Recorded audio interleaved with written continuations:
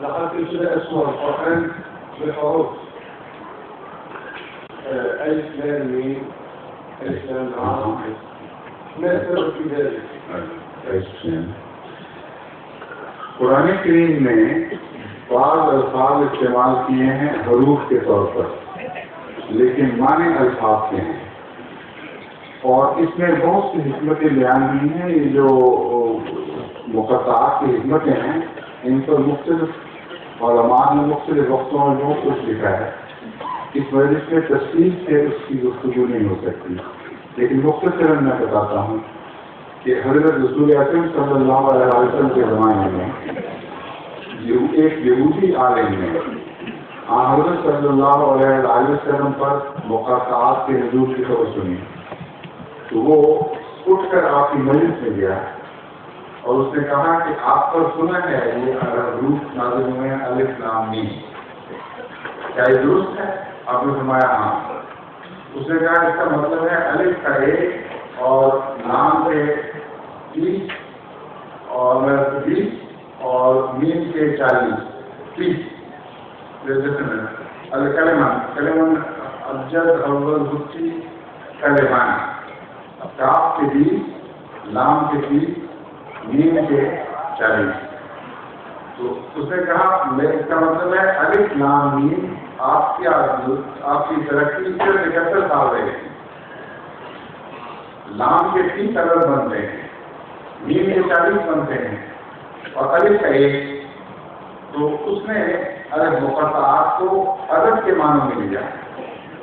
حضرت صلی اللہ علیہ وسلم نے اس کا انکار نہیں فرمایا، جس کا مطلب ہے کہ مقاطعات میں ایک معنی مدتوں کا بھی ہے، بلکہ یہ جواب دیا کہ مجھ پر اور بھی بڑی نازل ہوئی ہے اور وہ ہے الف لام میم را۔ تو را کے 200 ہیں، 200 ایڈ ہوئے، اس کے بعد تیسری وہی الف لام میم اور را۔ تو جب یہ باتیں اس نے سنی تو اس نے کہا یہ معاملہ ہماری طاقت سے بڑھتا جا رہا ہے، اس کی رپورٹ کو اس پہ، اس لیے ایک معنی جو حدیث سے ثابت ہے وہ ادبی پیغامات ہیں۔ حضرت دوسرے موضوع نے الف لام میم را سے نتیجہ نکالا کہ سن 71 ہجری میں کوئی بہت بڑا واقعہ ہونے والا تھا جس کا عالم اسلام پر اثر پڑنا، اس لیے پہلا ادب جو ہے الف لام میم را کا، الف لام میم کا، یہ اس واقعے کی طرف اشارہ کرتا ہے۔ اس طرح آپ نے دوسروں کی بھی تشریحات کی۔ ایک طریقہ یہ ہے وہ عدد میں اس کو ڈھال دیا جائے اور تاریخی نقطۂ نگاہ سے اسلام کے لیے اس میں پیغامات پڑے جائیں۔ دوسرا پہلو ہے مانوی۔ بہت سے فقہا مفسرین یہ سمجھتے ہیں کہ الف اللہ کی کا نشان ہے اور لام علم کا، اور میم عالموں میں جو بیان کرنے والا صفت اصل و تفضیل رہتی ہے عالم، اس کا آخری حرف میم بیان ہوا ہے، اور عام طور پر یہ بات رواج پڑ چکی ہے کہ الف لام میم کا مطلب ہے ان اللہ عالم۔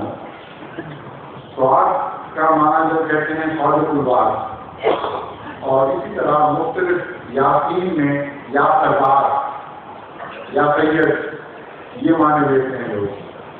تو معنوی طور پر کھلے امکانات ہیں۔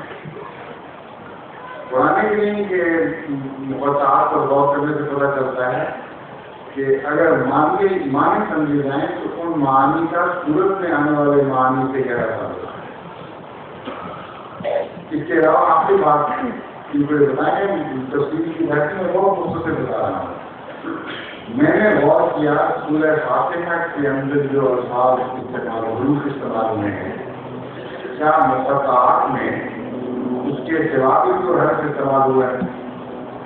تو مجھے یہ دیکھ کر حیرت ہوئی کہ سورہ فاتحہ میں جتنے حروف استعمال ہوئے ہیں مقطعات میں ایک بھی ان سے زیادہ استعمال نہیں ہوا، جس کا مطلب یہ ہے کہ سورہ فاتحہ سے مقطعات کا گہرا تعلق ہے۔ سورہ فاتحہ میں قرآن کے مضامین کا خلاصہ ہے۔ میں سمجھتا ہوں کہ الف لام میم اور اسی طرح کی دوسری جو مقطعات ہیں ان میں سورہ فاتحہ کے ان حصوں کی طرف اشارہ ہے جہاں وہ سورہ فاتحہ میں استعمال ہونے ہیں اور ان کے ساتھ مضمون باندھا گیا ہے. یہ بہت لمبی طرح ہے، اس لیے خلاصہ کو سب باتوں کو مطابق میں باتوں کو پوچھتا ہوں. يقول حضرته أن هذه الحروف استخدمت كمختصرات أيضا لبعض المعاني، وأيضا قد كتب عنها العلماء كثيرا من الأقوال، ومنها أن هذه الحروف تشير إلى بعض الآجال وبعض الأحداث. مثلا بحسب القيمة العددية لهذه الحروف، ألف تساوي 1، لام تساوي 30، وميم تساوي 40. فإذا جمعنا كل هذه الأعداد تكون 71. وهذا قد ورد في الحديث أن الرسول صلى الله عليه وسلم عندما نزلت عليه بعض هذه الحروف وهي تسمى مقطعات، عندما نزلت عليه بعض هذه الحروف سمع عنها أحد أحبار اليهود. غالباً حیی بن اخطب کی بات ہے، حیی نے سنا تھا یہ. ربما هو حيي بن أخطب أحد أحبار اليهود، فأسرع إلى مجلس الرسول صلى الله عليه وسلم وقال: سمعت أن هذه الحروف نزلت عليك. قال الرسول صلى الله عليه وسلم: نعم.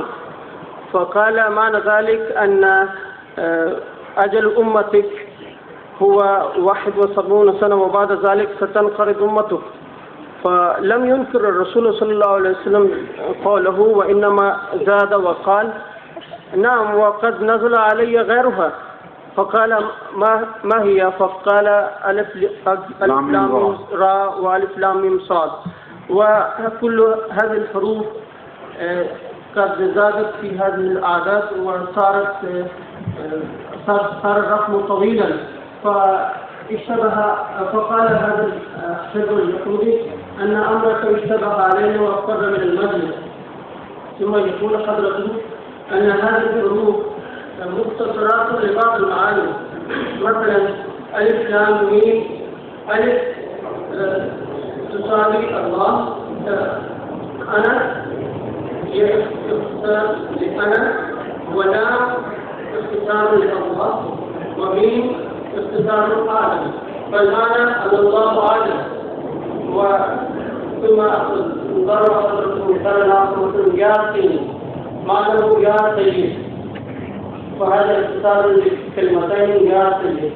ثم يقول حضرته أن هناك بحسب تدبر في القرآن معنى آخر، وهو أنني تدبرت في سورة الفاتحة فوجدت أن هذه الحروف التي ذكرت في سورة الفاتحة أيضا ذكرت في هذه المقطعات، وكلما ذكرت في الفاتحة أحد هذه الحروف فهي تناسب هذه المعاني.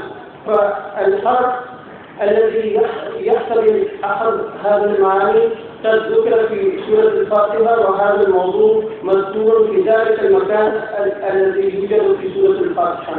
ان کو بتائیں کہ سورہ فاتحہ میں 28 مقطعات میں سے صرف 21 لیے گئے ہیں. يقول أن عدد هذه الحروف 28، ولكن سورة الفاتحة تذكر منها فقط 21.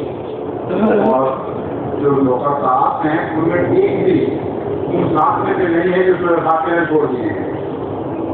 سورہ فاتحہ نے جو 21 طرف استعمال کیے ہیں مقطعات انہیں حروف کے اندر رہتے ہیں، باہر نہیں نکلے.